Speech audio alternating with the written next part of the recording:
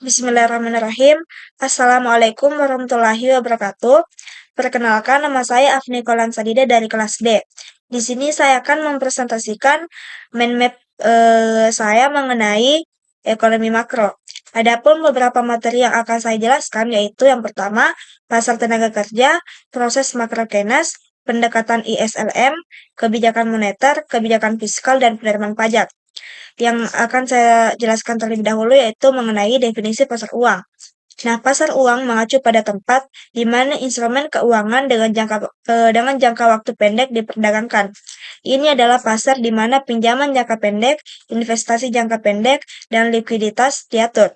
Instrumen pasar uang meliputi sertifikat deposito, surat berharga komersial, pasar valuta asing, dan lainnya.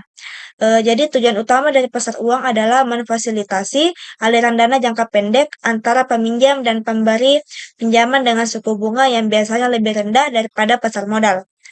Nah, selanjutnya itu mengenai faktor-faktor dalam pasar tenaga kerja. Pasar tenaga kerja adalah tempat di mana tenaga kerja atau pekerjaan ditawarkan dan diterima. Adapun beberapa faktor yang mempengaruhi pasar tenaga kerja meliputi yang pertama, penawaran tenaga kerja. Nah, faktor ini mencakup jumlah dan kualifikasi tenaga kerja yang tersedia di pasar. Faktor-faktor yang mempengaruhi penawaran tenaga kerja termasuk tingkat pendidikan, migrasi penduduk, kebijakan imigrasi, dan demografi populasi. Selanjutnya itu mengenai permintaan tenaga kerja. Permintaan tenaga kerja dipengaruhi oleh kebutuhan perusahaan atau organisasi untuk mempekerjakan pekerja. Faktor-faktor yang mempengaruhi permintaan tenaga kerja termasuk pertumbuhan ekonomi, perkembangan teknologi, kebijakan perusahaan, dan perubahan struktural dalam industri. Selanjutnya ada upah dan gaji.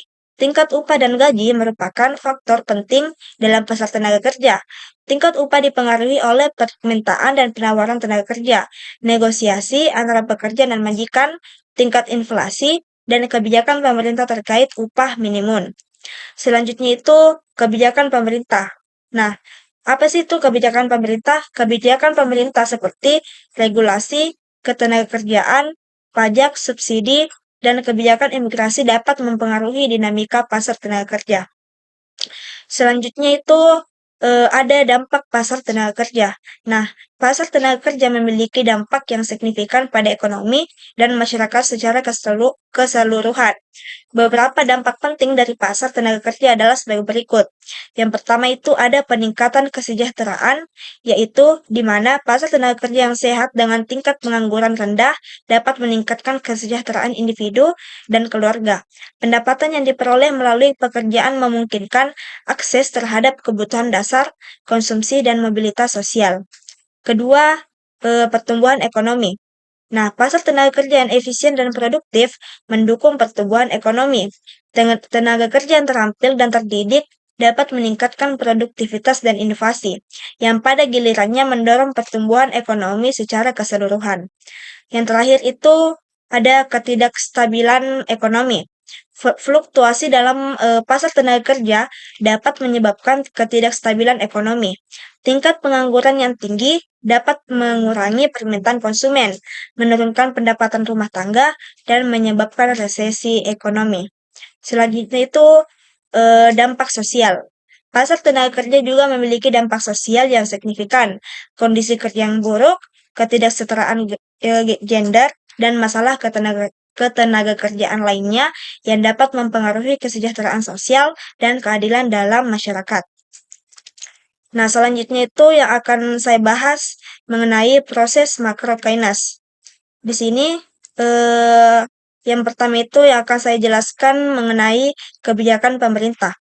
Kebijakan pemerintah merujuk pada tindakan dan langkah-langkah yang diambil oleh pemerintah untuk mengatur, mengendalikan, dan mempengaruhi berbagai aspek kehidupan masyarakat dan ekonomi. Kebijakan pemerintah mencakup berbagai bidang seperti ekonomi, sosial, politik, lingkungan, dan kesehatan, dengan tujuan untuk mencapai kepentingan masyarakat secara keseluruhan.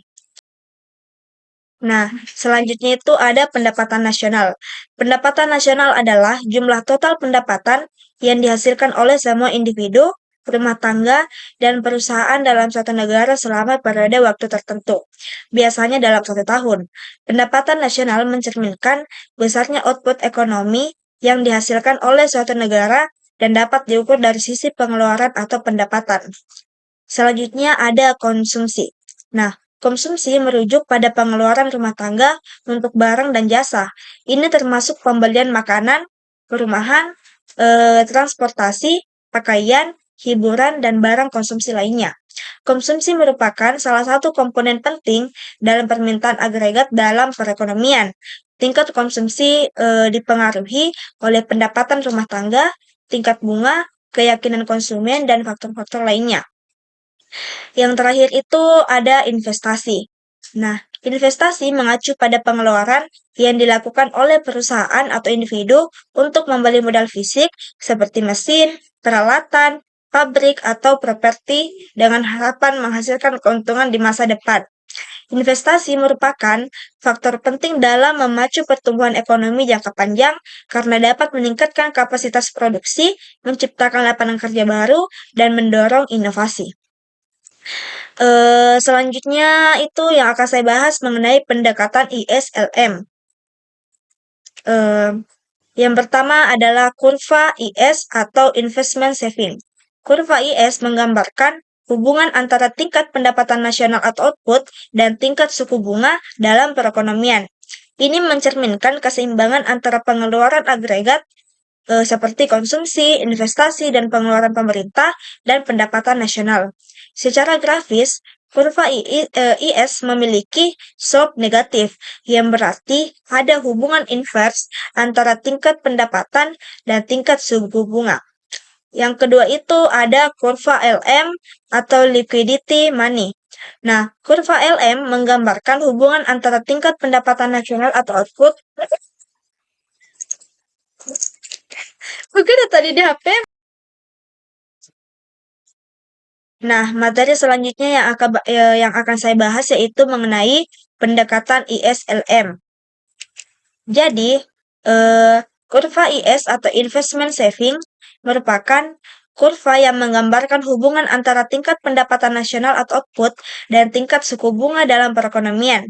Ini mencerminkan keseimbangan antara pengeluaran agregat seperti konsumsi, investasi, dan pengeluaran pemerintah dan pendapatan nasional. Secara grafis, kurva IS memiliki slope negatif, yang berarti ada hubungan invers antara tingkat pendapatan dan tingkat suku bunga. Selanjutnya itu ada kurva LM atau liquidity money. Kurva LM menggambarkan hubungan antara tingkat pendapatan nasional atau output dan tingkat suku bunga yang menjaga keseimbangan di pasar uang atau likuiditas. Nah, ini mencerminkan keseimbangan antara permintaan uang dan pasokan uang di ekonomi. Secara grafis, kurva LM memiliki slope positif, yang berarti ada hubungan positif antara tingkat pendapatan dan tingkat suku bunga. Jadi secara keseluruhan, ini kurva IS dan kurva LM digunakan untuk menganalisis keseimbangan ekonomi dan hubungan antara pendapatan nasional, tingkat suku bunga, dan faktor-faktor ekonomi lainnya dalam kerangka Keynesian.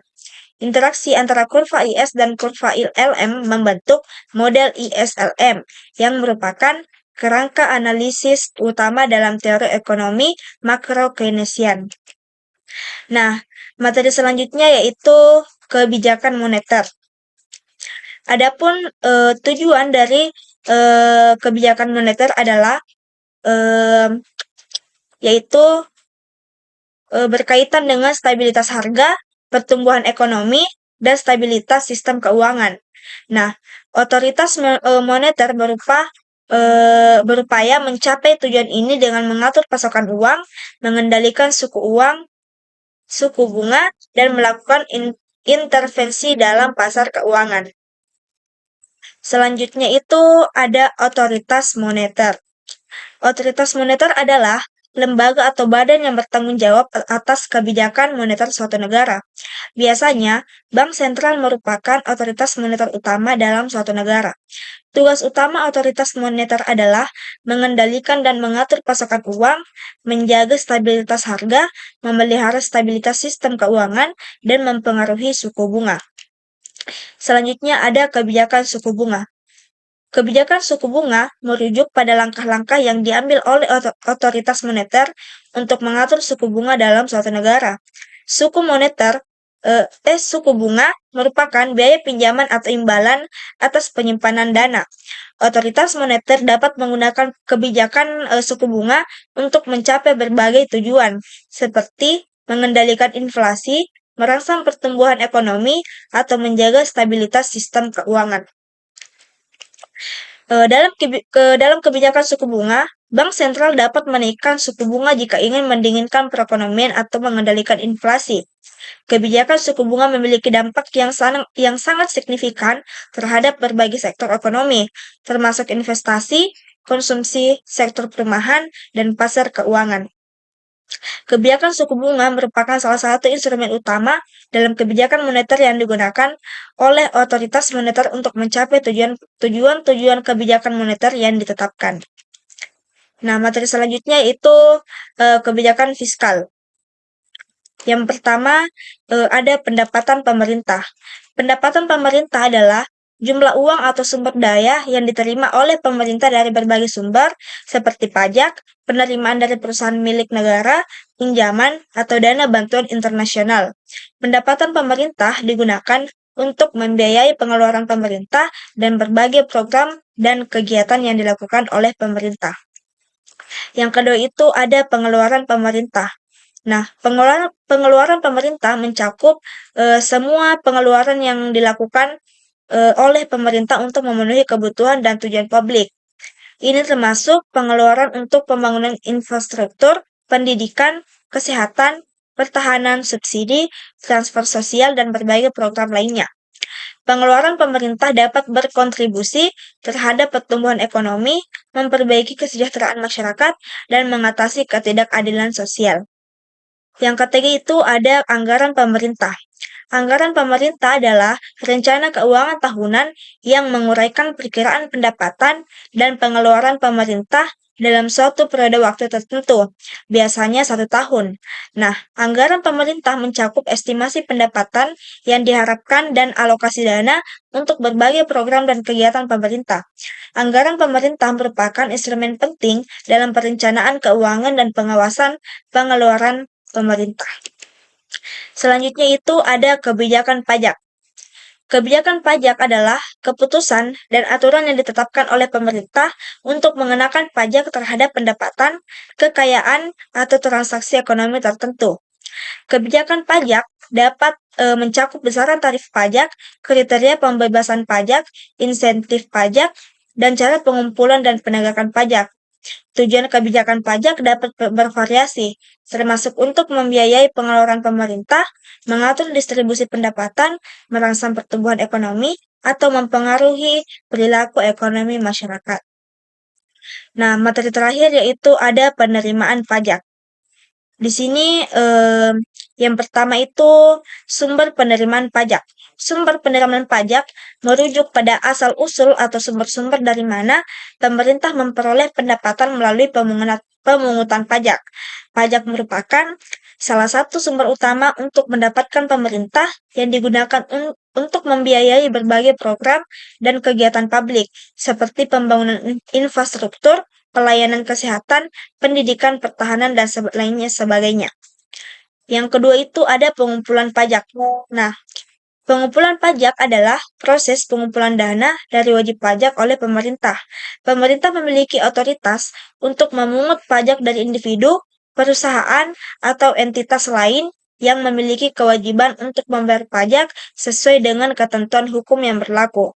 Proses pengumpulan pajak melibatkan pencatatan dan pelaporan pendapatan, perhitungan jumlah pajak yang harus dibayar, serta penagihan dan penyetoran pajak kepada otoritas pajak yang berwenang. Jadi biasanya pemerintah biasanya membentuk badan atau lembaga yang bertanggung jawab atas pengumpulan pajak seperti Direktorat Jenderal Pajak di Indonesia. Lembaga tersebut memiliki tugas mengawasi, memeriksa, dan memastikan kepatuhan wajib pajak dalam membayar pajak sesuai dengan ketentuan yang berlaku. Yang terakhir itu ada administrasi pajak.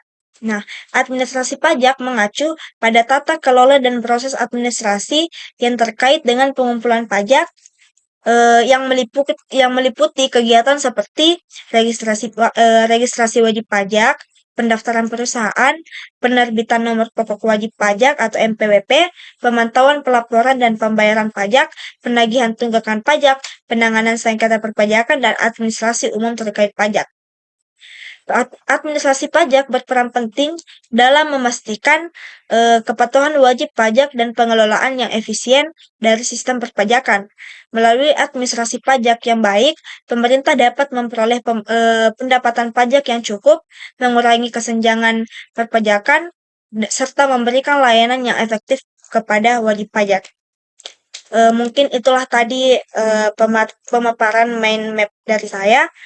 Jika ada yang salah mohon dimaafkan. Sekian, wassalamualaikum warahmatullahi wabarakatuh.